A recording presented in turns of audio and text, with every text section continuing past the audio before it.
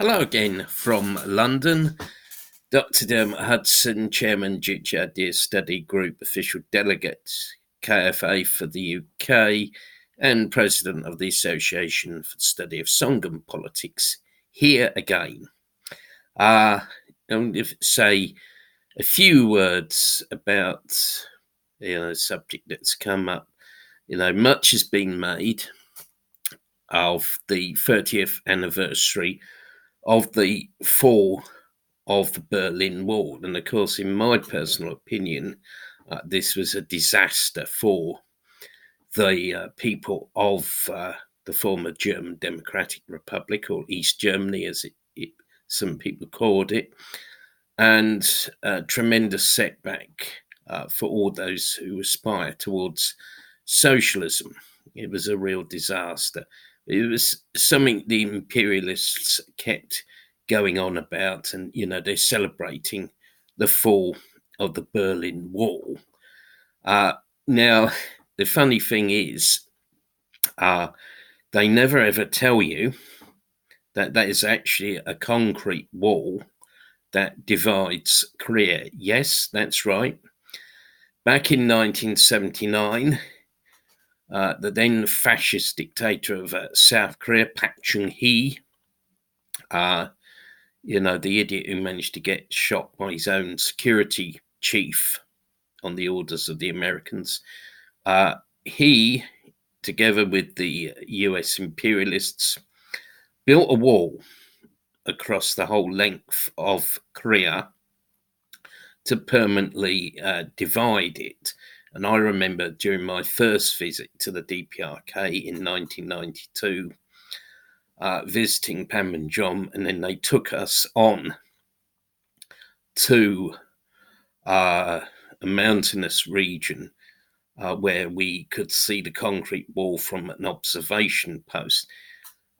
Despite this, the mainstream media never tell you about this wall. It's the one wall that the US imperialists and the liberals don't say, "Oh, please tear it down," because tearing it down would mean basically reunification, because that's why they built the wall, to permanently divide Korea and stop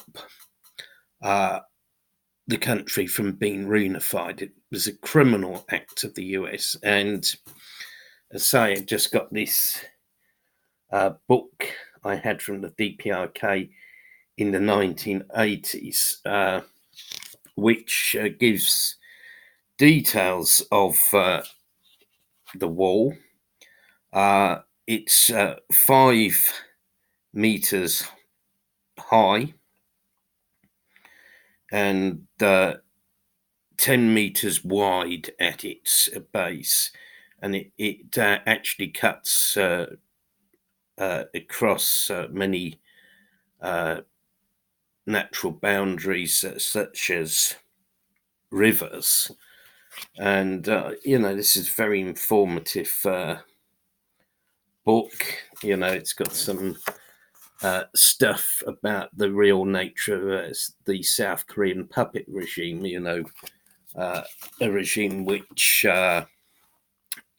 was totally dependent on the US, and it was a place where the rich became ever richer and the poor became ever poorer. And basically that concrete wall was basically there to block out the influence of the socialist DPRK on the South. And here is a book, a folding that I got on my first visit to the DPRK in 1992, which sort of details the concrete wall. Anyway, just to end this short video, the US imperialists and the South Korean authorities should tear down the wall and allow for reunification to take place and the US troops should be withdrawn from South Korea. Korea is one, US out of Korea.